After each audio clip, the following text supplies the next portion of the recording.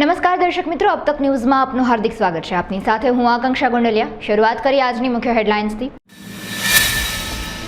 જૂનાગઢના ઉપરકોટનું નવા ક્લેવર સાથે મુખ્યમંત્રીના હસ્તે લોકાર્પણ। વિલીનીકરણ સહિતના પડતર પ્રશ્ને બેંક કર્મીઓને જાન્યુઆરીમાં હડતાલનું એલાન। આજે દુંદાળા દેવને વાજતે ગાજતે ભારે હૈયે વિદાય, ઠેર ઠેર ગણપતિ વિસર્જન। નજર કરીએ વિસ્તૃત સમાચારો પર। રાજ્યના મુખ્યમંત્રી ભૂપેન્દ્ર પટેલ આજે જૂનાગઢના અતિથિ બન્યા છે અને જૂનાગઢમાં ₹74 કરોડના ખર્ચે રેસ્ટોરેશન પામેલ ઉપરકોટના કિલ્લાને ખુલ્લો મૂકવામાં આવ્યો છે। તે સાથે કુલ ₹438 કરોડથી વધુ રકમના વિવિધ પ્રજાલક્ષી વિકાસ પ્રકલ્પોનું પણ લોકાર્પણ અને ખાતમુહૂર્ત કરવામાં આવી રહ્યું છે। રાજ્યના મુખ્યમંત્રી આજે પોતાના નિર્ધારિત કાર્યક્રમ મુજબ પીટીસી હેલિપેડ ખાતે આવી પહોંચ્યા હતા અને ત્યારે જૂનાગઢના કલેક્ટર અને વહીવટીતંત્રના અધિકારીઓ તથા જૂનાગઢના મેયર, મનપાના પદાધિકારીઓ અને ભાજપના પદાધિકારીઓ દ્વારા સ્વાગત કરવામાં આવ્યું અને આ સાથે મુખ્યમંત્રી ભૂપેન્દ્રભાઈ પટેલ દ્વારા જૂનાગઢ શહેર તથા જિલ્લાના વિવિધ પ્રજાલક્ષી વિકાસ પ્રકલ્પોના લોકાર્પણ અને ખાતમુહૂર્ત કરવાના કાર્યક્રમનો સિલસિલો શરૂ થયો। રાજ્યના મુખ્યમંત્રી આજે જ્યારે જૂનાગઢના મહેમાન બન્યા ત્યારે તેઓ હેલિપેડથી સીધા બગડુ ગામ ખાતે આવી પહોંચ્યા અને બગડુ ખાતે જિલ્લા સહકારી બેંકની વિવિધ શાખાઓના લોકાર્પણ સમારંભમાં હાજરી આપી હતી। આજે દેશનો બેન્કિંગ ઉદ્યોગ અનેક પ્રશ્નોનો સામનો કરી રહ્યો છે, જેમાં નવી ભરતીની માંગણી, કર્મચારીઓના પગાર સુધારણાની માંગણી, આઉટસોર્સિંગ, 5 દિવસીય બેન્કિંગ કામગીરી ઉપરાંત બેંકોના વધેલા એનપીએ સહિતના પ્રશ્ને તેમજ પોતાની પડતર માંગણીઓ સાથે ઓલ ઇન્ડિયા બેંક કર્મચારી સંગઠનો દ્વારા આગામી દિવસોમાં હડતાલની જાહેરાત કરાઈ છે, જેમાં ડિસેમ્બર માસમાં બેંક વાઇઝ અને જાન્યુઆરીમાં રાજ્ય વાઇઝ હડતાલ પડશે અને જ્યારે 19 અને 20મી જાન્યુઆરી રોજ બેંક કર્મચારીઓ રાષ્ટ્રવ્યાપી હડતાલ પાડી વિરોધ કરશે।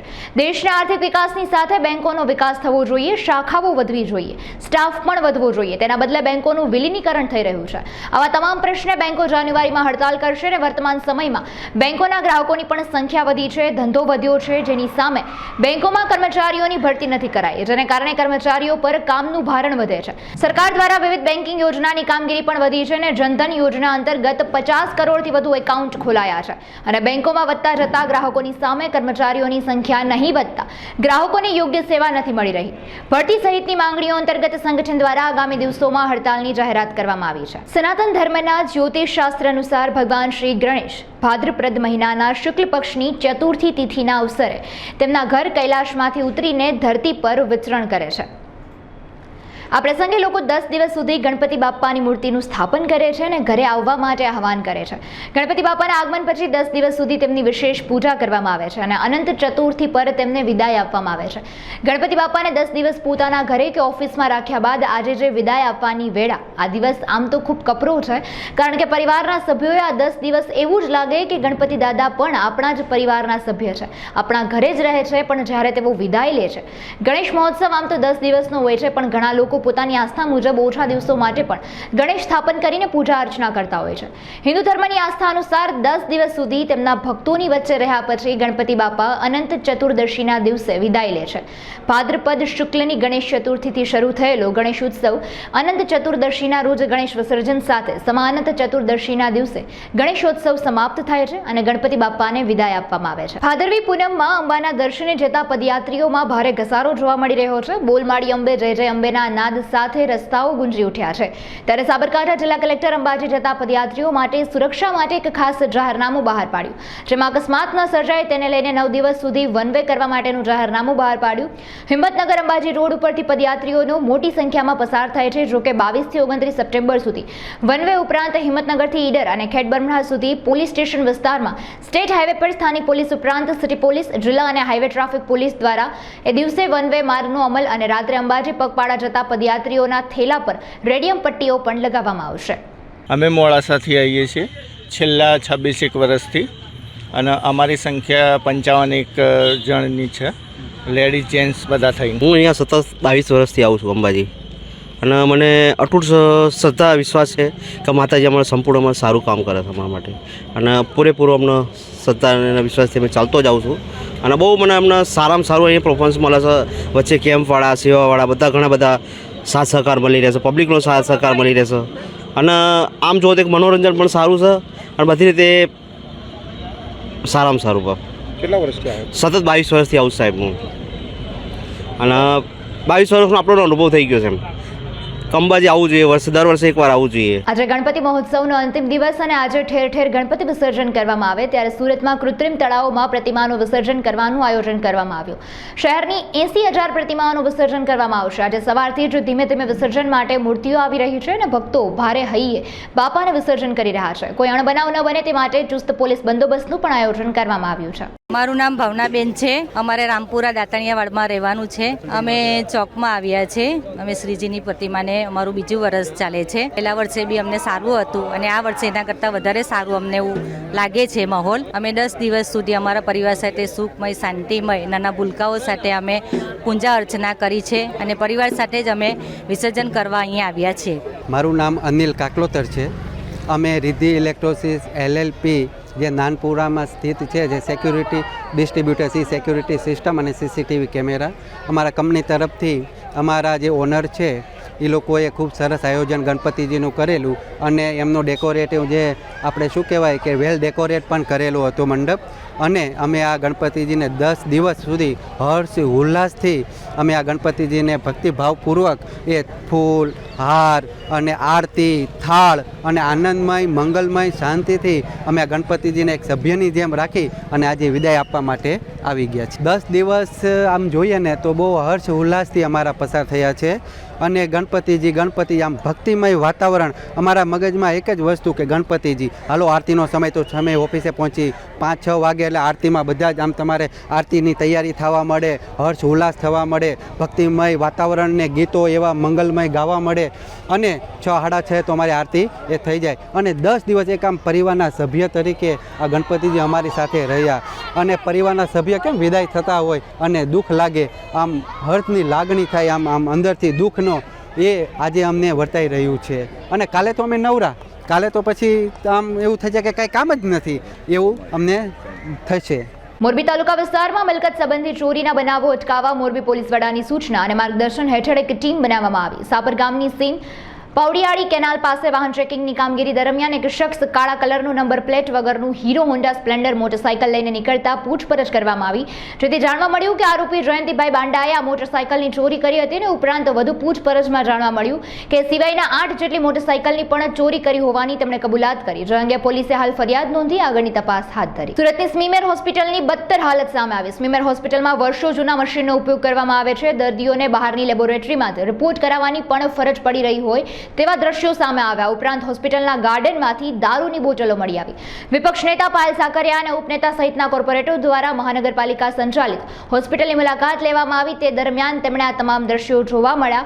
વર્ષો જૂના મશીનનો ઉપયોગ કરવામાં આવી રહ્યો છે અને આજના સમયમાં જ્યારે આધુનિક સિટી સ્કેનનો ઉપયોગ કરવો જોઈએ તેને બદલે જૂના ખખડધજ મશીનનો ઉપયોગ કરવામાં આવી રહ્યો છે. સિટી સ્કેન મશીન સહિતના આધુનિક મશીનનો અભાવ જોવા મળ્યો, સ્વચ્છતાનો અભાવ અને ફરી એક વખત ગુજરાતમાં દારૂબંધીના લીરે લીરા ઉડતા હોય તેવા દ્રશ્યો જોવા મળ્યા. દારૂની બોટલો ગાર્ડનમાંથી જોવા મળી. આ બાબતે તેમણે જણાવ્યું કે તેઓ મેયર અને કમિશનરને પણ ગંભીર રીતે તેની રજૂઆત કરશે. આજે હું અને મારા સાથી નગર સેવક એવા અને દંડક શ્રી એવા રચનાબેન નિરપરા, ઉપનેતા એવા મહેશભાઈ અણગણ અને અમારા પૂર્વ દંડક અને મારા સાથી કોર્પોરેટર એવા શોભનાબેન કેવડિયા સાથે આજે ઓચિંતી સ્મીમેર હોસ્પિટલની અમે લોકોએ મુલાકાત લીધી હતી. કેમ કે છેલ્લા ઘણા સમયથી સ્મીમેરની અંદર ઘણી બધી ફરિયાદો આવતી હતી કે ભાઈ આવી પ્રોબ્લેમ છે. અને હાલમાં જે સુરત શહેરની અંદર જે રોગચાળો ફાટી નીકળ્યો છે, ડેન્ગ્યુ, મેલેરિયા, ટાઇફોઇડ ને કમળાનો જે રોગચાળો છે એ ફાટી નીકળ્યો છે. એ બાબતે આજે અમે લોકોએ ઓચિંતી મુલાકાત લીધી હતી કે સ્મીમેર હોસ્પિટલમાં એવા કયા કામો થઈ રહ્યા છે અથવા તો કઈ એવી ફેસિલિટીનો અભાવ છે એ બાબતે આજે અમે મુલાકાત લીધી. ત્યારે અમને ઘણી બધી વસ્તુઓનો અને ફેસિલિટીનો અભાવ જણાયો. પહેલી વાત તો સ્વચ્છતામાં અમને ઘણું બધું સ્વચ્છતાનો અભાવ દેખાયો. એ બાબતે સેનેટરી વિભાગ અને જે તે ડિપાર્ટમેન્ટને સૂચના આપી છે કે ભાઈ તાત્કાલિક ધોરણે સાફ સફાઈની કામગીરી હાથ ધરવામાં આવે છે. શૌચાલયની અંદર નળ તૂટેલા તે બધું એ નોર્મલી બધી સૂચનાઓ આપી છે. ત્યાર પછી દિવાલોની અંદરથી જે વૃક્ષો નીકળી ગયા છે તો ખરેખર એની જવાબદારી કોની? પહેલો સવાલ એ આવે. કેમ કે આજે આપણા ઘરમાંથી પણ જો વૃક્ષ નીકળતું હોય તો દિવાલ આખી ફાડી નાખે. તો સ્મીમેર હોસ્પિટલની આપણે કરોડો રૂપિયાની જે બિલ્ડિંગ બનાવી છે, જે લોકો ટેક્સ ભરે છે, પરસેવું લોહી એક કરીને જે ટેક્સ ભરે છે, એના પૈસાથી ચાલતી એ સ્મીમેર હોસ્પિટલ અને એની દિવાલોમાંથી જો વૃક્ષો નીકળતા હોય તો ખરેખર ખૂબ દુઃખની વાત છે. આ બાબતે પણ અમે કમિશનરશ્રીને રજૂઆતો કરીશું. ત્યાર પછી વધારે દુઃખની વાત તો એ છે કે સ્મીમેર હોસ્પિટલના કમ્પાઉન્ડમાંથી દારૂની બોટલો અમને મળી એવી છે. જોઈ અમે બધાએ, સિક્યુરિટી પણ સાથે હતી, એમને પણ બતાવી. ગાંધીધામમાં જાયન્ટ્સ ગ્રુપ ઓફ દ્વારા સાહેલી ચેમ્પિયનની શપથવિધિ યોજવામાં આવી, જેમાં નવનિયુક્ત પ્રમુખ ઈશાનીબેન ગોસ્વામીની શપથવિધિ તથા કારોબારી ટીમનું પદગ્રહણ સમારોહ યોજવામાં આવ્યો, અને જેમાં રાજ્યના પ્રમુખ શાંતિલાલ પટેલના મુખ્ય મહેમાન પદે, ઇન્સ્ટોલેશન ઓફિસરના નેજા હેઠળ અને તેજલબેન શાહના અધ્યક્ષ સ્થાને hotel the Shiv grand Gandhidham ખાતે યોજવામાં આવ્યું. અને આ કાર્યક્રમની દીપ પ્રાગટ્યમાં જાણીતા એવા ઉદ્યોગપતિ જખાભાઈ હુંબલ, ફેડરેશન પ્રેસિડેન્ટ શાંતિલાલ પટેલ, નગરપાલિકાના નવનિયુક્ત પ્રમુખ તેજસ શેઠના હસ્તે કરવામાં આવ્યું. અને સ્મિતાબેન બલદાણિયા દ્વારા પ્રમુખની ઈશાનીબેન ગોસ્વામીને શપથ લેવડાવી પાઘડી પહેરાવી સન્માનિત કરવામાં આવ્યા. અબડાસા નલિયા ખાતે મોડેલ સ્કૂલમાં જિલ્લા શિક્ષણ કચેરી અને જામ અબડા શાળા વિકાસ સંકુલ દ્વારા બાળ વૈજ્ઞાનિક પ્રદર્શનનું આયોજન કરાયું. કાર્યક્રમની શરૂઆત પ્રાર્થના અને દીપ પ્રાગટ્યથી કરાઈ. બાળ વિજ્ઞાન મેળામાં કુલ 31 કૃતિઓ રજૂ કરવામાં આવી, જેમાં ચારેય વિભાગમાં પ્રથમ, દ્વિતીય અને તૃતીય સ્થાન મેળવનાર બાળ વૈજ્ઞાનિકોને પ્રોત્સાહિત કરવામાં આવ્યા.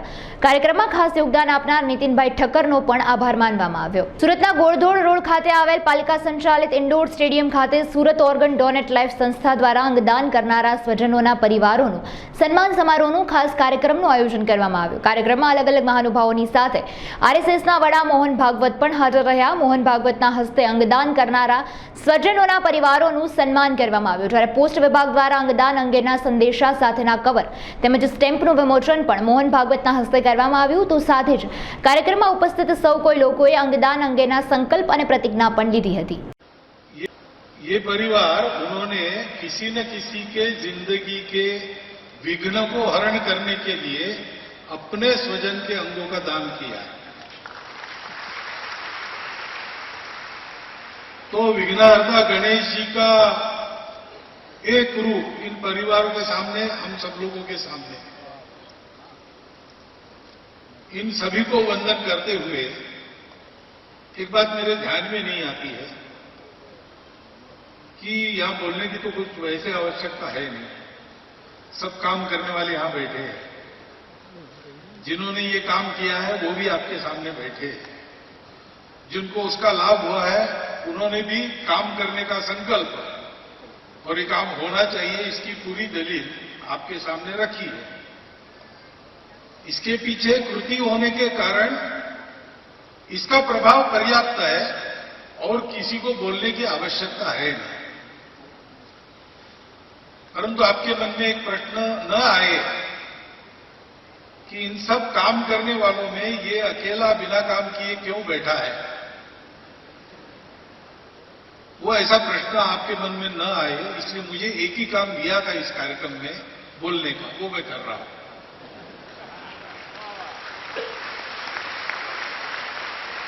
अब एक बात ध्यान में रखिए कि थोड़ा इस कार्यक्रम में हम लोग अपने जोश को जरा नियंत्रण में लाएं. ये काम होश में करने का काम, सोच समझकर करने का काम है. दोनों की आवश्यकता रहती है, होश की और जोश की भी. स्वतंत्रता प्राप्ति के पहले हमको लड़ना था विदेशियों से, गुलामी से मुक्त होना था. वो तो ऐसे मानने वाले नहीं थे. तो जिसको जो मार्ग अच्छा लगा उस मार्ग से गुलामी के विरुद्ध संघर्ष हमारा चला. शस्त्र हाथ में लेकर क्रांतिकारों ने किया, चरखा हाथ में लेकर गांधी जी के नेतृत्व में समाज के करोड़ों लोगों ने किया. किसी ने समाज के सुधार के द्वारा उसको किया. लेकिन हर व्यक्ति उस समय स्वतंत्रता के लिए मैं क्या कर सकता हूं ये सोच के काम करता था, और काम लड़ने का था. इसलिए उस समय नारे लगे, वो नारे प्रसिद्ध हो गए. वंदे मातरम तो मंत्र स्वरूप बन गया, वो आज भी हमें प्रेरणा देता है. स्वतंत्रता के बाद अब दूसरा कोई है नहीं, हम ही हमारे लिए जिम्मेवार हैं. हम स्वतंत्र हैं, हम अपने मन से अपने देश को चलाते हैं. तो होश में जब सोचते हैं तो अब हमारे देश के भक्ति का स्वरूप क्या होगा. तो भगिनी निवेदिता का एक वाक्य याद आता है कि देशभक्ति की अभिव्यक्ति स्वतंत्र देश में नागरिक जीवन के रूप में प्रकट होती है। लड़ाई तो बंद हो गई, अब तो बनाना है, संवारना है। लेकिन किसको संवारना है? तो हमारा देश है, हम सबको संवारना है। स्वतंत्रता के बाद देश के सरकार पर अपनी जिम्मेवारी सौंप के हम शांत बैठे, ये तो उससे होगा भी नहीं और ये उचित भी नहीं, क्योंकि प्रजातंत्र है तो प्रजा देश को बनाएगी। तो देशभक्ति का स्वरूप क्या होता है? तो देश यानी क्या होता है जिसकी भक्ति करें? तो एक तो मातृभूमि है, उस मातृभूमि का एक एक कण हमारे लिए पवित्र है, उसको स्वतंत्र रखना, फलता फूलता रखना। इस देश का जल, जंगल, जानवर, ऐसा कहते हैं सामान्य भाषा में, बड़े लोगों की भाषा में, इस देश की बायोडायवर्सिटी, इस देश की प्राकृतिक संपदा, इसका संरक्षण संवर्धन, ये दूसरा आयाम।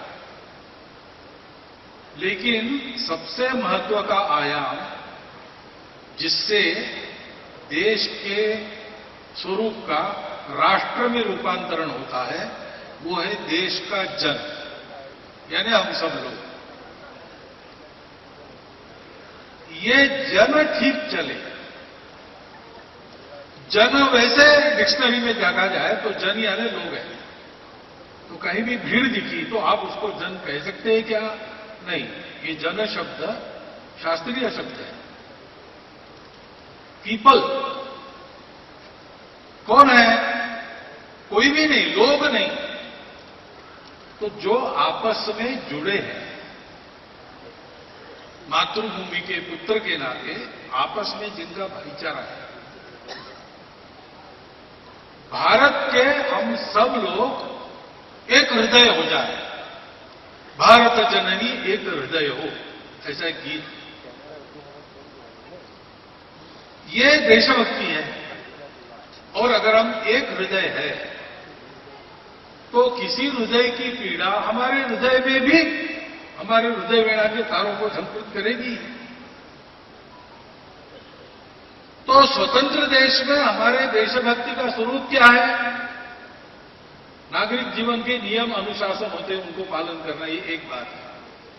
શ્રી સિદ્ધિવિનાયક ચેરિટેબલ ટ્રસ્ટ દ્વારા ગાંધીધામ ઝંડા ચોક ખાતે ગણપતિ ઉત્સવની ભવ્ય ઉજવણી કરવામાં આવી। આ અંગે માહિતી આપતા ઉત્સવના આયોજકોએ જણાવેલ કે છેલ્લા 35 વર્ષથી ગણેશ ચતુર્થીના દિવસે ગણપતિ સ્થાપન કરવામાં આવે છે। તેવી જ રીતે આ વર્ષે પણ ગણેશ ચતુર્થીના દિવસે ગણપતિ દાદાની પ્રતિમાનું સ્થાપન કરી ત્યારબાદ 10 દિવસ સુધી દરરોજ 2 ટાઈમ આરતી, આરાધના, મંત્રજાપ, ગરબા જેવા અવનવા ધાર્મિક કાર્યક્રમો તથા અવનવી સ્પર્ધાઓનું આયોજન કરવામાં આવ્યું। વિશેષ આયોજનમાં 7મા દિવસે મહાઆરતીનું આયોજન કરાયું ને જેમાં આમંત્રિત પૂર્વ કચ્છ પોલીસ અધિક્ષક Sagar Bagmar, PA2SP Khimjibhai Fafal, A division PI city Desai तथा ए डिविजन पोलीस स्टाफे हाजरी आपी हती। महाआरतीनो लाभ लीधो हतो ने समग्र पोलीस परिवारनो पण ट्रस्ट द्वारा शाल ओढाडीने सन्मान करायुं हतुं। जय गणेश। सबको ढेर सारी शुभकामनाएं गणेश उत्सव की। पिछले 35 सालों से श्री सिद्धि विनायक चैरिटेबल ट्रस्ट गांधीधाम झंडा चौक मध्य गणेश जी की स्थापना करते हैं और गांधीधाम के राजा से प्रख्यात है। इस 10 दिन का उत्सव में 2 टाइम आरती होती है, सुबह शाम 7:30 बजे, और काफ़ी प्रोत्साहित मनोरंजन, भक्ति संगीत के आयोजन किए जाते हैं। और 28 तारीख को विसर्जन किया जाएगा। सबको ढेर सारा प्यार, शुभकामनाएं। जय गणेश। हाल समाचारों में बस आटलू। વધુ સમાચારો સાથે ફરી મુલાકાત કરીશું। ત્યાં સુધી જોતા રહો અબ તક। નમસ્કાર।